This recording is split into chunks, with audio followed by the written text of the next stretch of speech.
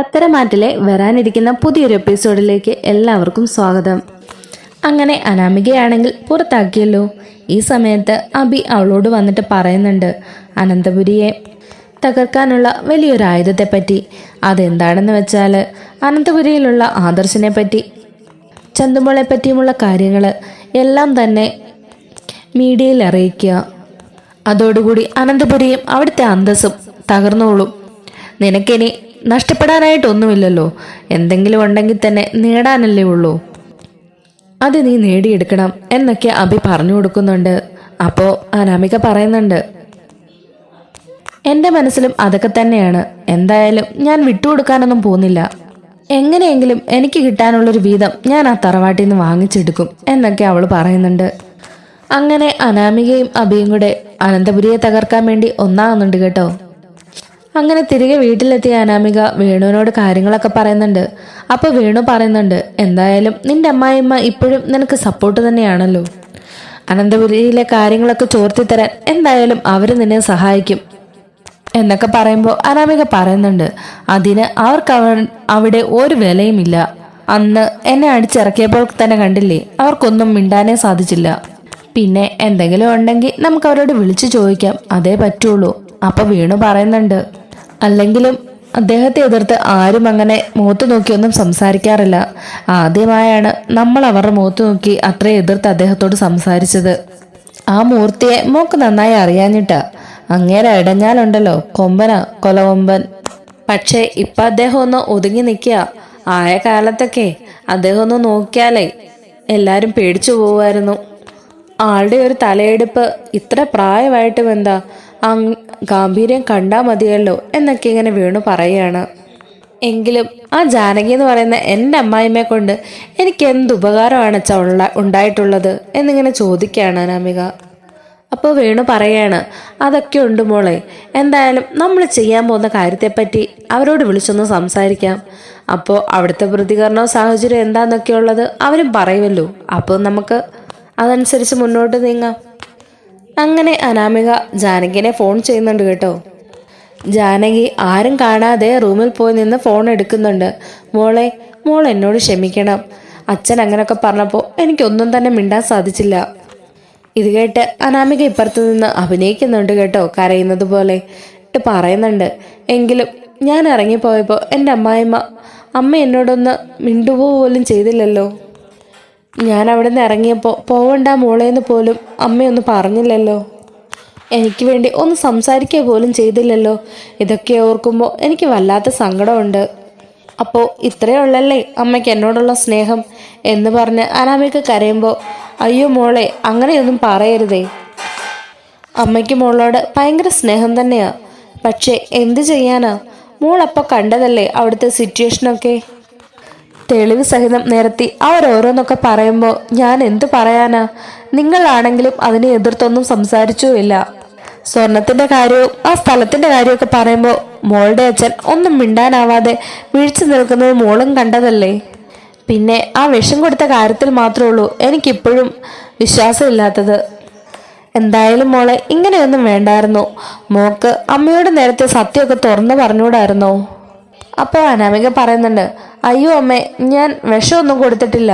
അതൊക്കെ ആ നയന അവളുണ്ടാക്കിയ കള്ളക്കഥകളാ. അന്നത് ചെയ്തത് നയന തന്നെയാ. അത് മറച്ചു പിടിക്കാൻ വേണ്ടി അവളുണ്ടാക്കിയതാ ഇങ്ങനൊരു കഥ.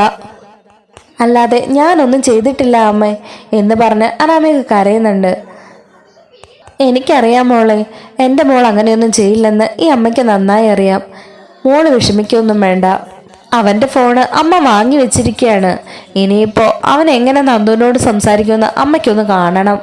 ഇത് കേൾക്കുമ്പോൾ അനാമിക പറയുന്നുണ്ട്, അമ്മ എന്താ അമ്മ ഈ പറയുന്നത്? അവിടെയുള്ളത് നയനയൊക്കെയല്ലേ. അവള് വേണമെങ്കിൽ അവളുടെ ഫോൺ വരെ കൊടുക്കും എനിക്ക് നന്ദുവിനെ വിളിക്കാൻ വേണ്ടിയിട്ട്. അതുമല്ല, അവൻ പുറത്തൊക്കെ പോന്നവനല്ലേ. അവനൊരു ഫോൺ സംഘടിപ്പിക്കാനാണോ പാട്? എന്തിന്? അവന് വേണമെങ്കിൽ നേരിട്ട് അവളെ പോയി കണ്ടാ പോരെ. അല്ലാതെ ഫോൺ വാങ്ങിച്ചു വെച്ചത് കൊണ്ടൊന്നും എന്ത് പ്രയോജനമാമേ ഇപ്പോൾ ഉള്ളത്. ഇതൊക്കെ കേട്ട് ജാനകി മോളെ എന്ന് വിളിക്കുമ്പോൾ, അമ്മ ഇതൊന്നും അല്ലമ്മ ഇപ്പം ചെയ്യേണ്ടത്. എന്നെ എങ്ങനെയും അങ്ങോട്ടേക്ക് തിരിച്ചു കൊണ്ടുവരാൻ നോക്ക്. മോളെ ഞാനിനി എന്ത് ചെയ്യാനാ? മുത്തശ്ശൻ പറഞ്ഞത് മോളും കേട്ടതല്ലേ. അദ്ദേഹം എന്തെങ്കിലും പറഞ്ഞ അത് പിന്നെ ഉറച്ച വാക്കായിരിക്കും. അത് ആരെക്കൊണ്ടും പിന്നെ തിരുത്താൻ പറ്റില്ല. അദ്ദേഹം പറഞ്ഞത് മോളും കേട്ടതല്ലേ. മോളിനി ഇങ്ങോട്ട് കയറുകയാണെങ്കിൽ കാല് തല്ലി ഓടിക്കുമെന്ന്. എന്തായാലും ഈ അനന്തപുരിയിലേക്ക് മോക്ക് ഇനി തിരിച്ചു കയറാൻ പറ്റില്ല മോളെ എന്നിങ്ങനെ പറയുന്നുണ്ട് ജാനകി. അതൊക്കെ സാധിക്കുമേ. ഏത് കൊലകൊമ്പനെയും അടക്കി നിർത്താൻ പറ്റുന്ന ഐഡിയ ഒക്കെ ഞങ്ങളുടെ കയ്യിലുണ്ട്. എന്താ മോളെ, എന്താ അത്? എന്തായാലും മോൾ ഇങ്ങോട്ട് വന്നാൽ മതി. എനിക്ക് മോളില്ലാതെ പറ്റില്ല. എൻ്റെ മകൻ്റെ ഭാര്യയുടെ സ്ഥാനത്ത് മോളല്ലാതെ വേറൊരു പെണ്ണിനെ കാണാൻ എനിക്ക് ഒരിക്കലും സാധിക്കില്ല. എനിക്കെൻ്റെ മോളെ മാത്രമേ ആ സ്ഥാനത്ത് കാണാനൊക്കൂ എന്നിങ്ങനെ പറയുമ്പോൾ അതൊക്കെ എനിക്കറിയാം അമ്മേ. അമ്മയ്ക്ക് എന്നോടുള്ള സ്നേഹത്തിൻ്റെ ആഴമൊക്കെ എനിക്ക് മനസ്സിലാക്കാവുന്നതേ ഉള്ളൂ. എൻ്റെ സ്ഥാനത്തേക്ക് ഒരിക്കലും ജാനകി എൻ്റെ സ്ഥാനത്തേക്ക് ഒരിക്കലും നന്ദു വരാൻ പാടില്ല. എനിക്കത്രേ ഉള്ളൂ. അപ്പോൾ ജാനകി പറയുന്നുണ്ട്, മോൾ അതോർത്ത് പേടിക്കേണ്ട. മോക്ക് പകരം ആ സ്ഥാനത്തേക്ക് നന്ദുവിനെ എങ്ങാനും കൊണ്ടുവന്നാൽ ഞാൻ ആത്മഹത്യ ചെയ്യുമെന്ന് പറഞ്ഞിട്ടുണ്ട്. ഇത് കേൾക്കുമ്പോൾ അനാമിക ചിരിക്കുന്നുണ്ട് കേട്ടോ. കാരണം ജാനകി ഇത്ര സ്ട്രോങ് ആയിട്ട് പറയുമ്പോൾ തിരിച്ച് കയറാനുള്ളൊരു സ്കോപ്പൊക്കെ അവൾ കാണുന്നുണ്ട്. എന്ത് ചെയ്യാനാമേ, നമുക്ക് അങ്ങനെയൊക്കെ പറയാം. നാളെ നേരം വെളുക്കുമ്പോൾ അനി അവളുടെ കൈയും പിടിച്ചോണ്ട് വീട്ടിലേക്ക് കയറി വരും. അപ്പോൾ ഈ പറയുന്ന മുത്തശ്ശനും മുത്തശ്ശിയും വല്യമ്മയും വല്യച്ഛനും അപ്പച്ചി അമ്മ അങ്ങനെ എല്ലാവരും തന്നെ അവളെ സ്വീകരിക്കും. ഇല്ലെങ്കിൽ കണ്ടോ, അപ്പോൾ പിന്നെ ഞാൻ ആരായി അമ്മേ എന്നൊക്കെ അവൾ ചോദിക്കുകയാണ്. മോൾ വിഷമിക്കേണ്ട, ഒരിക്കലും അങ്ങനെയൊന്നും സംഭവിക്കാൻ പോകുന്നില്ല. ഈ അമ്മ കൂടെയുള്ളപ്പോൾ ഒരിക്കലും അങ്ങനെയൊന്നും സംഭവിക്കില്ല മോളെ. അങ്ങനെയെങ്ങാനും അവൻ ആ നന്ദുവിനെ വിളിച്ചുകൊണ്ട് വന്ന അടുത്ത നിമിഷം അവൻ കാണാൻ പോകുന്നത് ഈ അമ്മയുടെ ശവശരീരമായിരിക്കും. മോള് വിഷമിക്കേണ്ട, ഒരിക്കലും അങ്ങനെയൊന്നും സംഭവിക്കാൻ പോകുന്നില്ല. അങ്ങനെയെങ്ങാനും അവൻ കയറി വരുന്ന ആ നിമിഷം ഈ അമ്മയുടെ ശവശരീരമായിരിക്കും കാണാൻ പോകുന്നത്. ഇത് കേൾക്കുമ്പോൾ അനാമിക ഒത്തിരി ഹാപ്പി ആകുന്നുണ്ട്. കാരണം അനി അങ്ങനെങ്ങാനും ചെയ്ത ജാനകി പോയി ആത്മഹത്യ ചെയ്യുമെന്നാണല്ലോ പറഞ്ഞത്. ഇത് കേട്ട് അനാമികയ്ക്ക് സന്തോഷമാകുന്നുണ്ട്. അമ്മ എങ്ങനെയൊക്കെ പറയും. അമ്മയുടെ മോൻ്റെ സ്വഭാവം അമ്മയ്ക്കറിയില്ല. അവനോട് ഞാൻ പറഞ്ഞിട്ടുണ്ട്. അതുകൊണ്ട് മോൾ ഒരിക്കലും അതോർത്ത് പേടിക്കേണ്ട. എന്നിട്ട് അനാമിക പറയുന്നുണ്ട്, അമ്മേ ഞാനൊരു കാര്യം ചെയ്യാൻ പോവാണ്. എന്താ മോളെ? അത് പിന്നെ അവിടുത്തെ എല്ലാ കാര്യങ്ങളും ഞാൻ സോഷ്യൽ മീഡിയയിൽ അറിയിക്കാൻ പോവാണ്. ഞാനത് പത്രക്കാരെയൊക്കെ അറിയിക്കും എന്നിങ്ങനെ പറയുമ്പോൾ, മോളെ അത് പിന്നെ ഇല്ലമ്മേ, എൻ്റെ ജീവിതം എല്ലാവരും കൂടെ നശിപ്പിച്ചു. ഒരു തെറ്റും ചെയ്യാതെ അമ്മയുടെ മരുമകളായിട്ട് ആ വീട്ടിലേക്ക് കയറി വന്നവളാണ് ഞാൻ. എൻ്റെ ഭർത്താവ് എന്നെ ഒന്ന് സ്നേഹിക്കുക പോലും ചെയ്തിട്ടില്ല. അവിടെയുള്ള എല്ലാവരും എന്നെ വലിഞ്ഞു കയറി വന്ന ഒരു പെണ്ണിനെ പോലാണ് കാണുന്നത്. ഒരു കുറ്റവാളിയെപ്പോലാണ് അവരെല്ലാവരും എന്നെ കാണുന്നത്. പക്ഷേങ്കിൽ ഞാനൊരു പാവമല്ലേ അമ്മേ. അവിടെ വന്നിട്ട് ബാക്കിയുള്ളവരും എൻ്റെ ഭർത്താവും എല്ലാവരും കൂടെ എന്ത് ക്രൂരത എന്നോട് ചെയ്തത്. അതെല്ലാം സഹിച്ചു ക്ഷമിച്ചും ഇത്രയും കാലം ഞാൻ എൻ്റെ അമ്മയ്ക്ക് വേണ്ടി അവിടെ നിന്നില്ലേ. അതുപോലും ആരും ഒന്നും ഓർക്കുന്നില്ലല്ലോ എന്നൊക്കെ പറഞ്ഞ് അനാമിക കരഞ്ഞു മെഴുകുന്നുണ്ട്. ഇത് കേട്ട് ജാനകി പറയുന്നുണ്ട്, എല്ലാം ഈ അമ്മയ്ക്കറിയാം. ഇപ്പോൾ എല്ലാവരും കൂടെ മോൾക്കെതിരായി. എന്തായാലും മോള് പറഞ്ഞത് തന്നെയാണ് ശരി. എൻ്റെ മോളെ അപമാനിച്ചിറക്കി വിട്ടിട്ട് ഇനി അങ്ങനെ ആരും സൂഹിക്കണ്ട. ഈ വീട്ടിലെ എല്ലാ കാര്യങ്ങളും എല്ലാവരും അറിയണം. അച്ഛൻ തലയിൽ കയറ്റി വെച്ച് നടക്കുവാണല്ലോ ആ ആദർശനെ. എന്താണ് അവൻ്റെ കയ്യിലിരിപ്പെന്നും അവൻ്റെ സ്വഭാവം എന്താണെന്നും ഒക്കെ ഈ നാട്ടിലുള്ളവർ എന്തിന് ഈ ലോകം മുഴുവനും അറിയണം എന്നൊക്കെ ജാനകി പറയുകയാണ്. അപ്പോഴേക്കും അനാമികയ്ക്ക് മനസ്സിലായി ജാനകി അവൾക്ക് സപ്പോർട്ട് നിൽക്കുമെന്നുള്ളത്. അതേ അമ്മേ, ഞാൻ പറയാൻ പോവാ. എല്ലാ കാര്യങ്ങളും എല്ലാ സത്യങ്ങളും ഞാൻ വിളിച്ച് പറയാൻ പോവാ. അമ്മ എന്നെ വഴക്ക് പറയില്ലല്ലോ? ഇല്ല മോളെ, എന്നോട് പറഞ്ഞതായിട്ട് മറ്റാരും അറിയുകയും വേണ്ട. എന്തായാലും മോളെ അമ്മ ഇനി എന്നും വിളിക്കാം. ഇങ്ങോട്ട് വരാനുള്ള അവസരങ്ങൾ അമ്മയായിട്ട് തന്നെ ഉണ്ടാക്കാം. എത്രയും പെട്ടെന്ന് തന്നെ മോളും അനിയും കൂടെ ഒന്നിച്ച് ജീവിക്കണം. അത് മാത്രമേ ഈ അമ്മയ്ക്കും ആഗ്രഹമായിട്ടുള്ളൂ. അങ്ങനെ അനാമിക ശരി അമ്മേ എന്നാ ഫോൺ വെക്കാം എന്ന് പറഞ്ഞ് അവൾ കോള് കട്ട് ചെയ്യുന്നുണ്ട്. ഫോൺ കട്ട് ചെയ്ത് ജാനകി തിരിഞ്ഞു നോക്കുമ്പോഴേക്കും മുത്തശ്ശൻ ഇതെല്ലാം കേട്ടോണ്ട് അവിടെ നിപ്പോണ്ട്. അത് കണ്ട് ജാനകി ആകെ ഞെട്ടിപ്പോകുന്നുണ്ട്. അല്ലച്ച അനാമിക മോള് എന്ന് പറയുമ്പോഴേക്കും മുത്തശ്ശൻ പാഞ്ഞു കയറി വരുന്നുണ്ട്. നീ എന്തിനാ അവളെ ഇപ്പൊ വിളിച്ചത്? എൻ്റെ മരുമകളെ പിന്നെ ഞാൻ വിളിക്കണ്ടേ അച്ഛ എന്ന് ചോദിക്കുമ്പം വേണ്ട, ഈ വീട്ടിൽ നിന്ന് ആരും അവളെ വിളിക്കുകയോ സഹായിക്കുകയോ ചെയ്യണ്ട. അവളോട് മിണ്ടാനെ പോലും ഇനി പാടില്ല. അച്ഛൻ എന്തൊക്കെയാ അച്ഛാ ഈ പറയുന്നേ? അനാമിക മോള് എൻ്റെ സ്വന്തം മോളെ പോലെ ഞാൻ ഇതുവരെ കണ്ടത്. അവളെ അങ്ങനെ വെറുക്കാനും ഉപേക്ഷിക്കാനും എനിക്ക് പറ്റുമോ? ഉപേക്ഷിക്കുകയും വെറുക്കുകയും ഒക്കെ ചെയ്യണം. കാരണം അവളുടെ സ്വഭാവം അത്രയ്ക്ക് മോശമാണ്. നീയൊരു വീഡിയോ കണ്ടിരുന്നോ? കണ്ട പയ്യന്മാരുടെയൊക്കെ കൂടെ പാർക്കിലൊക്കെ ചുറ്റിത്തിരിയുന്നൊരു വീഡിയോ. ആ വീഡിയോ ഞാൻ കണ്ടത് ഇന്നലെയാ. അത് മാത്രമല്ല, ഒരു കുഞ്ഞിനെയും അമ്മയെയും വിഷം കൊടുത്ത് കൊല്ലാൻ പോലും മടിയില്ലാത്ത അവളെ എന്ത് ചെയ്യണം? ഇത്രയൊക്കെ ദുഷ്ടത്തരമുള്ള ഒരാള് എങ്ങനെ വിശ്വസിക്കും? അത് മാത്രമോ? ബാക്കി എന്തൊക്കെ കേസാണ് അവളുടെ പിന്നാലെ വന്നിട്ടുള്ളതെന്ന് അറിയാമോ നിനക്ക്? ഈ പറയുന്ന വേണുവിന്റെ പേരിൽ ചെക്ക് കേസ് പോലുള്ള പല കേസുകളും ഉണ്ട്. അതൊക്കെ അറിയുമോ നിനക്ക് എന്നൊക്കെ ചോദിക്കുകയാണ്. അപ്പൊ ജാനകി പറയുന്നുണ്ട്, എന്തൊക്കെയായാലും എൻ്റെ മനസ്സിൽ എൻ്റെ അനാമിക മോള് തന്നെയാണ് എൻ്റെ മരുമകള്. അതിനി ഒരിക്കലും മാറ്റാൻ പറ്റില്ല. അതുകൊണ്ട് തന്നെ ഞാൻ അവളെ ഇനിയും ഫോൺ വിളിക്കും. ഇത് കേൾക്കുമ്പോൾ മുത്തശ്ശൻ അവളെ അടിക്കാൻ കയ്യൊങ്ങുന്നുണ്ട്. എന്താടി നീ പറഞ്ഞത്? ജാനകി ഒന്നും മിണ്ടാതെ നിൽക്കുകയാണ്. ഇനി ഒരു കോള് പോലും ഇവിടെ നിന്ന് അനാമികയുടെ ഫോണിലേക്ക് പോകാൻ പാടില്ല. അങ്ങനെ ഉണ്ടായാൽ അനാമികയെ പോലെ തന്നെ നീയും ഇനി ഈ വീടിന് പുറത്തായിരിക്കും എന്നൊക്കെ മുത്തശ്ശൻ പറയുന്നുണ്ട്. എന്തൊക്കെയാ നീ പറഞ്ഞത്? അതൊക്കെ ഞാൻ കേട്ടു. ഈ കുടുംബത്തിന് നിന്നെ വേണ്ടെങ്കിൽ നീ ഈ കുടുംബം നശിപ്പിക്കാനോ? അങ്ങനെയൊക്കെയാണോ പറഞ്ഞു കൊടുക്കേണ്ടത്? ഇത്രയും വലിയ തറവാട് നശിപ്പിക്കാൻ എങ്ങനെ നിനക്ക് പറഞ്ഞു കൊടുക്കാൻ സാധിക്കുന്നു? നീ ഈ വീട്ടിലെ മരുമകളായല്ലേ? 30 വർഷമായില്ലേ നീ ഇവിടെ വന്നിട്ട്? ഇത്രയും കാലം ഈ വീട്ടില് എന്തെങ്കിലും ഒരു പ്രശ്നമുണ്ടായിരുന്നോ? ഇപ്പൊ പിന്നെ എങ്ങനെയാണ് ഈ പ്രശ്നമൊക്കെ ഉണ്ടാകുന്നത്? ആര് വന്നതിന് ശേഷമാണ് ഈ പ്രശ്നം ഉണ്ടായത്?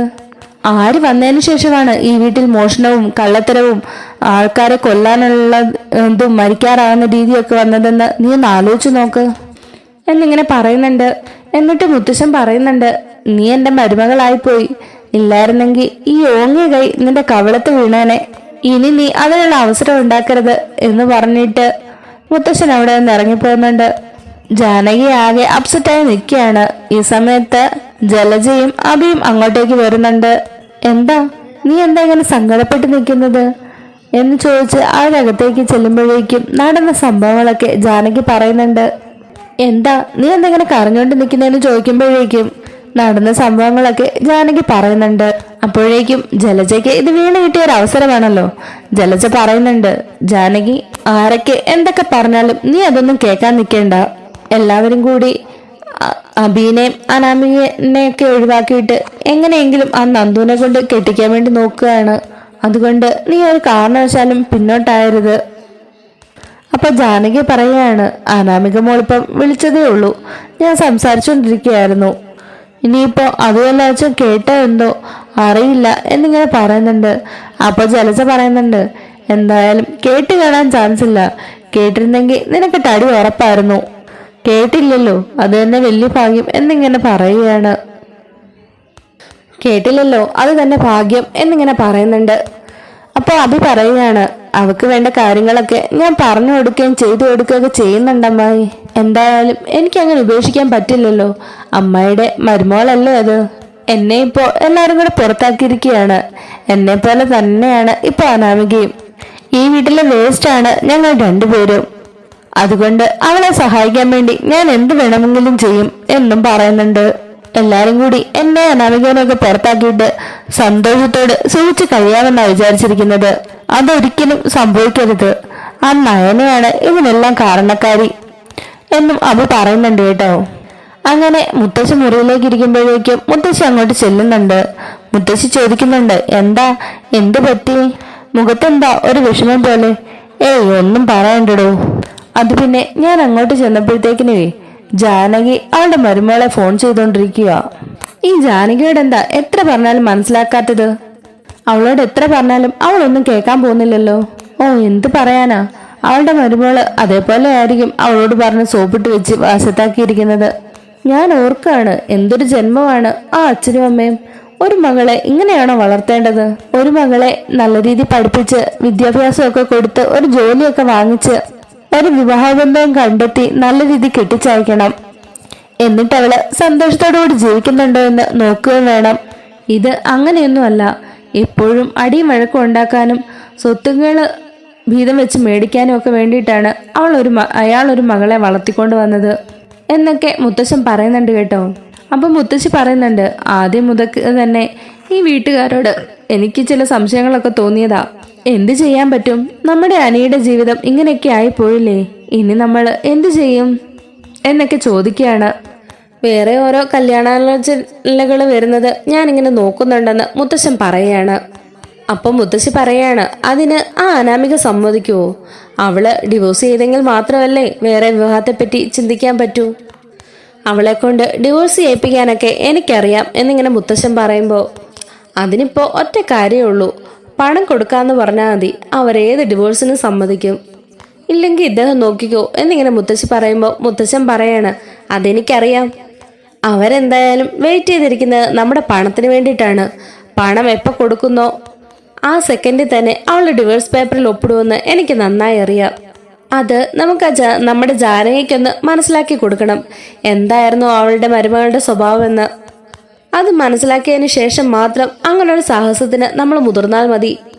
പിന്നെ അനിയുടെ ജീവിതത്തിൽ നിന്ന് അവളെ ഒഴിപ്പിക്കേണ്ട ഉത്തരവാദിത്വം നമ്മുടെയാണ്. നമ്മളോട് പല തവണ അനി പറയാൻ വന്നപ്പോഴും അതൊന്ന് കേൾക്കാൻ പോലും നിൽക്കാതെ നമ്മൾ അവർക്ക് വാക്കുകൊടുത്തു. അത് ഞാൻ ചെയ്ത തെറ്റാ. ഒരു കണക്കിന് ചിന്തിച്ചാൽ അനിയുടെ ഈ വിവാഹബന്ധത്തിൽ സംഭവിച്ചതിന് ഞാനും ഒരു തെറ്റുകാരൻ തന്നെയാണ് എന്നിങ്ങനെ മുത്തശ്ശനും പറയുന്നുണ്ട്. അപ്പോൾ മുത്തശ്ശി പറയുന്നുണ്ട്, ഇദ്ദേഹം അങ്ങനെയൊന്നും കരുതണ്ട, ഞാൻ അന്ന് പറഞ്ഞില്ലേ ഒരു പുരോഹിതൻ പറഞ്ഞ കാര്യം, അവൻ്റെ ജീവിതത്തിൽ 2 വിവാഹമുണ്ടെന്നാണ് പറഞ്ഞത്, അതിപ്പോൾ സത്യമായി വന്നില്ലേ എന്ന് മുത്തശ്ശി ചോദിക്കുകയാണ്. ആദ്യ വിവാഹം ഒരു വാഴയ്ക്ക് കിട്ടിയെങ്കിലും അതൊന്നും അതിൻ്റെ പ്രതിവിധിയല്ല, അതുകൊണ്ടൊന്നും ഒരു ഫലവും ഇല്ലാന്ന് പുരോഹിതൻ പറഞ്ഞിരുന്നു. ആദ്യത്തെ വിവാഹം ഇതോടുകൂടി കഴിഞ്ഞു എന്ന് നമുക്ക് മനസ്സിലാക്കിയാൽ മതി, ഇനി ഒരു വിവാഹം കൂടി അവനുണ്ട്. അപ്പം മുത്തശ്ശൻ പറയുന്നുണ്ട്, അതുകൊണ്ടാ ഞാൻ അവന് നല്ലൊരു വിവാഹത്തെപ്പറ്റി ആലോചിക്കുന്നത്. അത് എത്രയും പെട്ടെന്ന് തന്നെ നടത്തണം. അവൻ്റെ ജീവിതം ഇപ്പോൾ ആദർശൻ്റെ ജീവിതം പോലെ നല്ല അടിപൊളിയായിട്ട് തന്നെ പോകണം. അപ്പം മുത്തശ്ശി പറയുകയാണ്, അല്ല ഞാനൊരു കാര്യം പറയട്ടെ, ഇത്രയും നാളും അവൻ സ്നേഹിച്ച പെണ്ണിനെ അവന് കിട്ടാതെ അവൻ എന്തുമാത്രം ബുദ്ധിമുട്ടി. ഇപ്പോഴാണേലും അവൻ ആ നന്ദുവിൻ്റെ പിന്നാലെ തന്നെയല്ലേ. അവന് ഊണും ഉറക്കവും ഒന്നുമില്ല. എപ്പോഴും അവൻ്റെ ചിന്ത ആ നന്ദുവിനെ പറ്റി മാത്രമാണ്. അവനിപ്പോഴും ആ നന്ദു എന്ന് വെച്ചാൽ ജീവനാ. എങ്കിൽ പിന്നെ നമുക്കത് തന്നെ ഒന്ന് ആലോചിച്ചുകൂടെ? വീട്ടുകാരെ പറ്റിയും സ്വന്തക്കാരെ പറ്റിയും എല്ലാം നമുക്ക് നന്നായി അറിയാം. എന്തിന്, നന്ദുമോളെ പറ്റി പോലും നമുക്ക് നന്നായി അറിയാവുന്നതല്ലേ. 2 പേർക്കും പരസ്പരം ഒരുപാട് ഇഷ്ടമാണ്. അവൻ്റെ വിവാഹം കഴിഞ്ഞിട്ട് പോലും ആ ബന്ധം തുടരണമെന്നുണ്ടെങ്കിൽ അവർക്ക് എന്തുമാത്രം സ്നേഹം കാണുമെന്ന് ആലോചിക്കാവുന്നതല്ലേ ഉള്ളൂ എന്നിങ്ങനെ മുത്തശ്ശി പറയുമ്പോൾ മുത്തശ്ശൻ പറയുന്നുണ്ട്, ഞാൻ അതിനെപ്പറ്റി ചിന്തിക്കാതിരുന്നില്ല, പക്ഷേങ്കിൽ അതിന് പിന്നിൽ ഒരുപാട് പ്രശ്നങ്ങൾ ഉണ്ടാകുന്നുണ്ട്. എന്ത് പ്രശ്നം? അത് പിന്നെ ജാനകിയുടെ സ്വഭാവം നിനക്കറിയാലോ. അനിയോട് പറഞ്ഞത് ഞാൻ കേട്ടു, നീ എങ്ങാനും നന്ദുവിനെ ഇങ്ങോട്ട് കൊണ്ടുവന്നാൽ അവൾ ആത്മഹത്യ ചെയ്യുമെന്ന്. പണ്ടൊരിക്കൽ അജയന് വേണ്ടി അവൾ ചെയ്തതൊന്നും നീ മറന്നിട്ടില്ലല്ലോ എന്നിങ്ങനെ ചോദിക്കുകയാണ്. കൂടുതൽ അവളെ ചൂടുപിടിപ്പിക്കാൻ പോയാൽ അവളുടെ സ്വഭാവം എന്താകുമെന്ന് നമുക്ക് പറയാൻ പറ്റില്ല. അതുകൊണ്ട് ഇപ്പോൾ ഒന്നും തീരുമാനിക്കേണ്ടെന്ന് മുത്തശ്ശൻ പറയുമ്പോൾ മുത്തശ്ശി പറയുകയാണ്, ഞാൻ അക്കാര്യം അറിഞ്ഞിരുന്നു. അപ്പം തന്നെ അനി പറയുകയും ചെയ്തു, ഇനി എൻ്റെ ജീവിതത്തിൽ ഒരു പെണ്ണ് വേണ്ടെന്ന്. പക്ഷേങ്കിൽ അവൻ്റെ മനസ്സിൽ ആ നന്ദു മാത്രമേ ഉള്ളൂ എന്നും പറയുകയാണ്. അവനെന്തായാലും വേറൊരു പെൺകുട്ടിയെ വിവാഹം കഴിക്കുമെന്ന് എനിക്ക് തോന്നുന്നില്ല. അവൻ്റെ മനസ്സിൽ നന്ദു മാത്രമേ ഉള്ളൂ. അതുകൊണ്ട് വേറൊരാളെ അവൻ വിവാഹം കഴിക്കില്ല എന്ന് ഉറപ്പിച്ച് തന്നെ മുത്തശ്ശി പറയുന്നുണ്ട് കേട്ടോ. എന്തായാലും അനാമികയുടെ കാര്യത്തിലൊരു തീരുമാനം ഉണ്ടാകട്ടെ. ഇനി അടുത്ത മൂവ്മെന്റ് എന്താണ് അവളുടെ ഭാഗത്തുനിന്ന് ഉണ്ടാകുന്നതെന്ന് ഒന്ന് നോക്കട്ടെ. അതിനുശേഷം മാത്രം നമുക്ക് ബാക്കി കാര്യങ്ങൾ തീരുമാനിക്കാമെന്ന് മുത്തശ്ശൻ പറയുന്നുണ്ട്. അതിനി പ്രത്യേകിച്ച് പറയാനൊന്നുമില്ല. അവള് ഡിവോഴ്സിന് ഫയൽ ചെയ്യും, നല്ലൊരു തുക ചോദിക്കുകയും ചെയ്യും. അത് തന്നെ സംഭവിക്കാൻ പോന്നെ, പ്രത്യേകിച്ച് ഒന്നുമില്ല എന്നിങ്ങനെ മുത്തശ്ശി പറയുകയാണ്. എന്തായാലും നമുക്ക് നോക്കാമെന്ന് മുത്തശ്ശനും പറയുകയാണ്. ആദർശും നയനയും ഇതേ സമയം മുറിയിൽ സംസാരിച്ചുകൊണ്ടിരിക്കുകയായിരിക്കും. ആദർശ് പറയുന്നുണ്ട്, അല്ല നയനെ, ഇനിയിപ്പം നമ്മൾ എന്താ ചെയ്യുക? അവൻ എന്തായാലും നന്ദോനെ അല്ലാതെ മറ്റൊരു പെൺകുട്ടിയെ വിവാഹം കഴിക്കില്ലെന്നാ പറയുന്നത്. പക്ഷേങ്കിൽ മുത്തശ്ശൻ ഇപ്പം തന്നെ വേറെ പല ആലോചനകളും തുടങ്ങി. അപ്പോൾ നയന പറയാണ്, അതൊരിക്കലും സംഭവിക്കാൻ പോകുന്നില്ല ആദർശേട്ടാ, അതിനെപ്പറ്റിയൊന്നും ചിന്തിക്കേ വേണ്ട. പിന്നെ നന്ദുവിൻ്റെ കാര്യം, നന്ദുവിന് ഇപ്പോഴും അവനെ തന്നെയാണ് ഇഷ്ടം, അതെനിക്കറിയാം. പക്ഷേ ഒരിക്കലും അത് നടക്കാൻ പാടില്ല. ആദർശേട്ടന് തന്നെ അറിയാലോ, അവർ ഇപ്പം എന്തോരം ബുദ്ധിമുട്ടുന്നുണ്ടെന്ന്. പിന്നെ ജാനകി ചെറിയമ്മയുടെ കാര്യം പറയുകയും വേണ്ട. ചെറിയമ്മ എന്തൊക്കെയാ പറഞ്ഞതെന്ന് ആ ചേട്ടൻ തന്നെ കേട്ടതല്ലേ. അനി നന്ദുവിനെ എങ്ങാനും വിവാഹം ചെയ്താലേ പിന്നെ ചെറിയമ്മ ജീവനോടെ ഉണ്ടാകുകയല്ലെന്നാ പറയുന്നത്. അത് കേൾക്കുമ്പോഴാണ് എനിക്ക് പേടിയെന്നും പറയുന്നുണ്ട്. അങ്ങനെ ജാനകി റൂമിലിരുന്ന് ചിന്തിക്കുകയാണ്, എങ്ങനെയെങ്കിലും തന്റെ അനാമിക മോളെ വീട്ടിലേക്ക് തിരിച്ചു കൊണ്ടുവരണം. അതുപോലെ അനിയും നന്ദുവായിട്ട് ഒന്നിക്കാനും പാടില്ല. അവർ രണ്ടുപേരും കൂടെ ഒരിക്കലും ഇനി കണ്ടുമുട്ടാൻ പോലും പാടില്ല. അതിനുവേണ്ടി ഒരു വഴി ഒപ്പിക്കണം. എന്റെ അനാമിക മോളെ എങ്ങനെയെങ്കിലും സഹായിക്കണം, അതിനുള്ള വഴികൾ കണ്ടുപിടിക്കണം എന്നൊക്കെ ഇങ്ങനെ ആലോചിച്ചുറപ്പിക്കുകയാണ്. അപ്പോഴേക്കും അങ്ങോട്ടേക്ക് ദേവയാനി കയറി വരുന്നുണ്ട്. ദേവയാനി വരുന്നത് കാണുമ്പോഴേക്കും ജാനകി അവിടെ നിന്ന് ഇറങ്ങിപ്പോവാൻ തുടങ്ങുന്നുണ്ട്. ദേവയാനി ചോദിക്കാണ്, എന്താ ജാനകി, നീ എന്നെ കണ്ട് ഇറങ്ങിപ്പോവാൻ തുടങ്ങുന്നത്? അല്ല, ഞാനെന്തിനാ ഏട്ടത്തി വരുന്ന കണ്ട് ഇവിടെ നിൽക്കുന്നത്? ഏട്ടത്തിയും ഏട്ടത്തിയുടെ മരുമകളും എല്ലാരും കൂടെ എന്റെ മരുമകളെ ഇവിടെ നാട്ടിൽ പുറത്താക്കിയപ്പോ സമാധാനമായില്ലേ? എന്താ ജാനകി നീ പറയുന്നത്? ഞാൻ അങ്ങനെയൊക്കെ ചെയ്യുന്ന നിനക്ക് തോന്നുന്നുണ്ടോ? അവൾ ചെയ്തതിനുള്ള ശിക്ഷയാണ് അവൾക്ക് കിട്ടിയത്. അവളും അവളുടെ വീട്ടുകാരും കൂടെ എനിക്ക് വിഷം കലക്കി തന്നു. ഞാൻ മരണക്കിടക്കയിൽ നിന്ന് നീ കണ്ടതല്ലേ. അപ്പോൾ എന്നോട് നിനക്ക് യാതൊരു സ്നേഹവും ഇല്ലേ? ഞാൻ മരിച്ചു പോയിരുന്നെങ്കിൽ നിനക്ക് കുഴപ്പമൊന്നും ഇല്ലായിരുന്നോ? അതിന് ഏട്ടത്തിക്ക് വിഷം തന്നത് ഏട്ടത്തിയുടെ മരുമകൾ തന്നെയാ, അല്ലാതെ എൻ്റെ അനാമിക മോളല്ല. മതി, നീ വീണ്ടും വീണ്ടും അത് തന്നെ പറയണ്ട. നയനയോ മറ്റാരുമോ അല്ല ഇക്കാര്യം എൻ്റെ ഇരിക്കെ പറഞ്ഞത്. ഞാൻ അനാമികയെ വിളിക്കാനായി അവളുടെ വീട്ടിൽ ചെന്നപ്പോൾ അവർ പറയുന്നത് കേട്ടതാണ്. അത് കേട്ടപ്പോൾ ഞാൻ ഞെട്ടിപ്പോയി. തിരികെ ഇവിടെ വന്ന് നയനയോടും ആദർശനോടും ചോദിച്ചപ്പോൾ അവൾ ആദ്യമൊന്നും പറഞ്ഞില്ല. ഞാൻ നിർബന്ധിച്ചപ്പോൾ മാത്രമാണ് അവരതെല്ലാം സമ്മതിച്ചത്.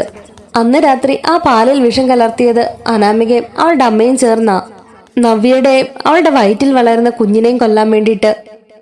ഒരു ഗർഭിണിയായ പെണ്ണിനോട് അങ്ങനെയൊക്കെ ചെയ്യാൻ മനസ്സുള്ള ഒരു ദുഷ്ടിയായ മനസ്സാണ് അനാമികയുടേത്. അതെങ്കിലും നിനക്കൊന്ന് ഓർക്കാമല്ലോ എന്നിങ്ങനെ പറയുമ്പോൾ, ഇല്ല, ഞാനിതിപ്പോഴും വിശ്വസിക്കില്ല. എന്റെ മരുമകൾ പാവമാണ്.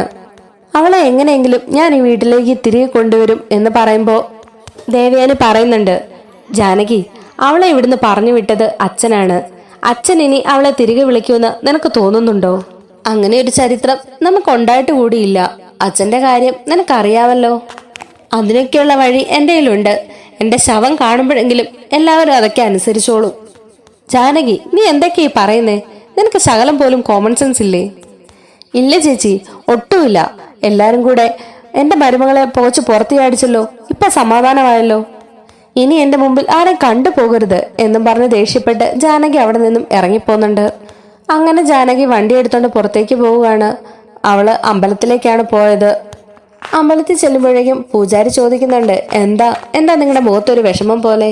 വീട്ടില് ആകെപ്പാടെ പ്രശ്നങ്ങളാണ്, എൻ്റെ മനസ്സിനൊരു സമാധാനവും ഇല്ല എന്ന് പറയുമ്പോഴേക്കും അപ്പൊ പൂജാരി അവരുടെ തലയിൽ കൈവച്ച് പ്രാർത്ഥിക്കുന്നുണ്ട്. അതിനുശേഷം അദ്ദേഹം പറയുന്നുണ്ട്, ഇനി നിങ്ങൾക്ക് ഭയപ്പെടാനൊന്നുമില്ല.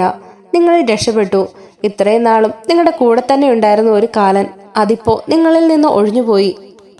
ഇത്രയും നാളും കൂടെ ഉണ്ടായിരുന്ന ശകുനം നിങ്ങളിൽ നിന്ന് ഒഴിഞ്ഞു പോയിട്ടുണ്ട്. ഇനിയും നിങ്ങളുടെ കുടുംബവും നിങ്ങളും നല്ല രീതിയിൽ ജീവിക്കും. ദൈവം എൻ്റെ മനസ്സിൽ തോന്നിച്ച കാര്യമാണ് ഞാൻ പറഞ്ഞത് എന്ന് പറഞ്ഞിട്ട് അദ്ദേഹം അകത്തേക്ക് പോവാണ്. ഇത് കേൾക്കുമ്പോഴേക്കും ജാനകിക്ക് അങ്ങ് വല്ലാതാവുന്നുണ്ട്. കാരണം അദ്ദേഹം തന്നെ പറഞ്ഞല്ലോ ഇത്രയും നാളും കൂടെ ഉണ്ടായിരുന്നത് ഒരു ശകുനമാണെന്ന്. ഇതും കൂടെ കേൾക്കുമ്പോൾ ജാനകി വല്ലാതെ കൺഫ്യൂഷൻ ആവുന്നുണ്ട്. ഇതെന്താ ഇദ്ദേഹം ഇങ്ങനെ പറഞ്ഞിട്ട് പോയത്? അങ്ങനെ അവിടെ നിന്ന് ജാനകി അനാമികയുടെ വീട്ടിലേക്ക് പോകുന്നുണ്ട്. അവിടെ ചെല്ലുമ്പോൾ അവർ 3 പേരും ഓരോരോ കാര്യങ്ങൾ ഇങ്ങനെ തീരുമാനിച്ചുകൊണ്ടിരിക്കുകയായിരിക്കും. ജാനകിയെ കണ്ട ഉടനെ വേണുവും രേവതിയും കൂടെ അവളെ കയറി വായെന്നും പറഞ്ഞ് സ്വീകരിച്ചുകൊണ്ടിരുത്തുന്നുണ്ട്. അമ്മയെന്നും പറഞ്ഞുകൊണ്ട് അനാമിക ജാനകിയെ ഓടിച്ചെന്ന് കെട്ടിപ്പിടിക്കുകയാണ്. അമ്മ കണ്ടോ, എല്ലാരും കൂടെ എന്നെ അടിച്ച് പുറത്താക്കിയില്ലേ എന്നും പറഞ്ഞ് അനാമിക കെട്ടിപ്പിടിച്ച് കരയുകയാണ്. മോള് വിഷമിക്കേണ്ട, ഇനി അമ്മയുണ്ട് മോളുടെ കൂടെ. അനന്തപുരിക്കെതിരായുള്ള യുദ്ധത്തിന് ഇനി അമ്മയും ഉണ്ട് മോളുടെ കൂടെ. എല്ലാരും കരയണം, അവര് വിഷമിക്കണം. എൻ്റെ മോളെ ആരെല്ലാം കൂടിയാണോ അവിടെ നിന്ന് പുറത്താക്കിയത് അവരെല്ലാം കരയുന്നത് ഈ അമ്മയ്ക്ക് കാണണം. എൻ്റെ മോൾ അതെനിക്ക് കാണിച്ചു തരണം എന്നിങ്ങനെ പറയുമ്പോൾ അമ്മയെന്നും പറഞ്ഞ് വീണ്ടും അനാമിക കരയുന്നുണ്ട്. എന്തായാലും എൻ്റെ മോള് തന്നെയാ. ഇനി ഡിവോഴ്സ് എങ്ങാനും പറഞ്ഞ് അവരിങ്ങോട്ട് വരട്ടെ. അനന്തപുരിയിൽ നിന്ന് ഡിവോഴ്സിന് വേണ്ടി ആര് വന്നാലും മോൾ അതിന് സമ്മതിക്കരുത്. അങ്ങനെ ഡിവോഴ്സ് എങ്ങാനും കൊടുത്ത് മോൾ അവിടെ നിന്ന് ഇറങ്ങിയാൽ പിന്നെ നടക്കാൻ പോകുന്നത് നന്ദുവിൻ്റെയും അനിയുടെയും വിവാഹമായിരിക്കും. അത് കാണാൻ പിന്നെ ഈ ഞാൻ ഉണ്ടാകുകയില്ല എന്നൊക്കെ പറയുന്നുണ്ട്. മോള് ധൈര്യമായിട്ടിരിക്കെ, ഈ അമ്മ ജീവനോടുള്ളിടത്തോളം കാലം ഒരിക്കലും അവനും നന്ദുവായിട്ടുള്ള വിവാഹം നടക്കില്ല.